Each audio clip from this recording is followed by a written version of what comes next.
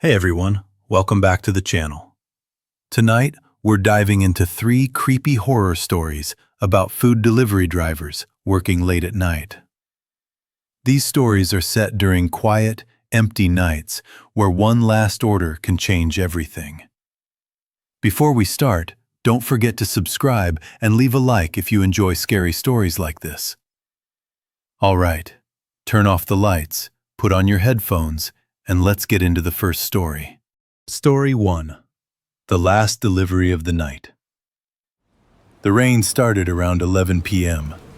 Not soft rain, heavy rain. The kind that feels angry. I was already tired. My jacket was wet, my shoes were soaked, and my car smelled like cold food and coffee. I told myself I would take just one more delivery, then go home. That's when the order appeared. No restaurant name, no customer name, just an address. It was far outside the city, near an old road nobody used anymore. I should have ignored it, but the pay was high. As I drove, the rain got worse. Fog rolled across the road, thick and white, hiding everything beyond my headlights. Trees stood on both sides, bending in the wind like they were watching me. The GPS lost signal. I drove slowly until I saw a single house. Old, wooden, no lights on. I parked and sat there for a moment, listening to the rain hit the roof. My heart felt heavy, like it knew something my mind didn't. I grabbed the food and walked to the door. Before I knocked, my phone buzzed. Message: leave the food. Do not knock. Do not look inside. My hand shook. I placed the bag on the ground and turned away.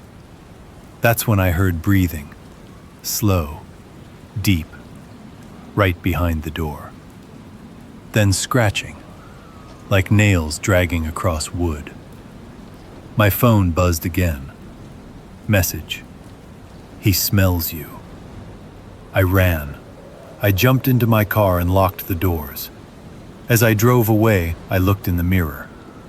Someone was standing on the porch. Tall, too thin, smiling. The next morning, my app showed the delivery was complete. 5-star rating. Customer note: next time, stay. There will be no next time. I quit that day. But sometimes, when it rains at night, I still smell the food. And something else. Something hungry. Story 2. The Driver Who Followed Me. Fog covered the city like a blanket. Streetlights looked like weak stars trapped in mist. Rain ran down my windshield so fast it felt like the world was melting. I picked up an order from a small diner at 12:30 a.m. The customer lived only 10 minutes away. At least, that's what the app said. Halfway there, the fog got so thick I had to stop. I could barely see the hood of my car.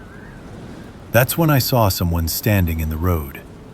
A man, not moving, just standing there, facing me. I honked. Nothing.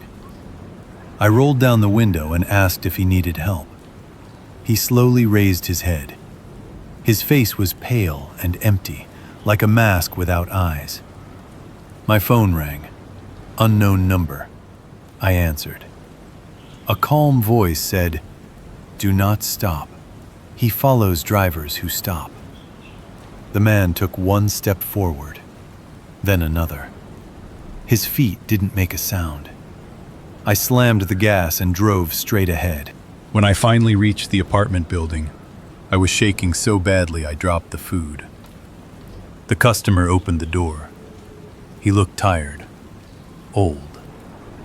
"You saw him," he said. I didn't answer. He leaned closer. "He appears during fog. He walks. He learns." I asked what he meant. The man smiled sadly. "He learns your face, your smell, your roots." As I walked back to my car, the fog moved again.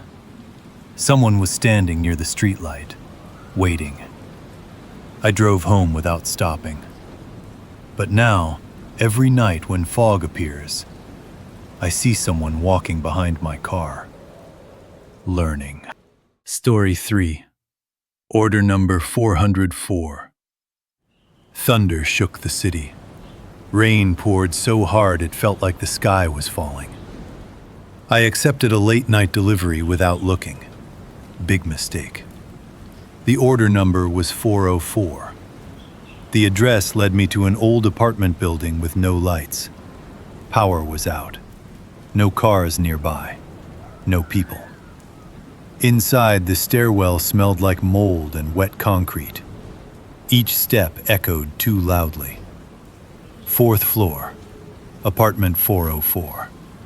I knocked. No answer. The door slowly opened. Inside was empty. No furniture, no pictures, no sound. Only a table in the middle of the room. On the table was a delivery bag. Inside the bag, another phone. It was mine. The screen turned on. Message from the app. Delivery accepted. The door slammed shut behind me. Suddenly, the apartment filled with delivery bags. Hundreds of them.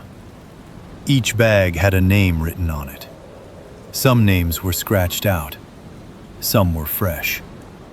A whisper filled the room. Drivers come here when the weather is bad. I tried the door. Locked. My phone vibrated again. New order received. Pickup location, where you started. The lights went out. The whisper laughed. And somewhere outside, a delivery car engine started. Without me.